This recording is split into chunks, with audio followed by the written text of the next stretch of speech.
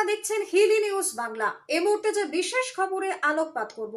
বালুরঘাটে অঙ্কন যোগ রবীন্দ্র নৃত্য প্রতিযোগিতা, জেলার খুদেদের উচ্ছ্বাস।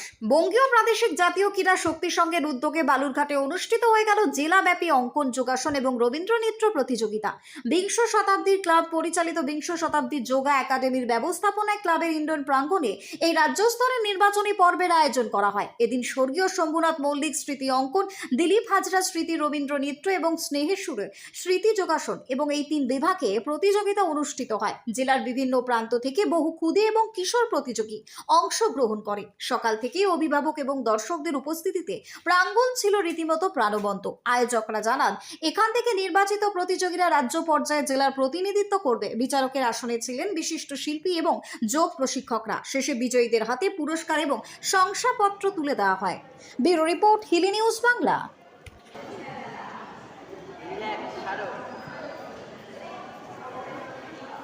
যাও।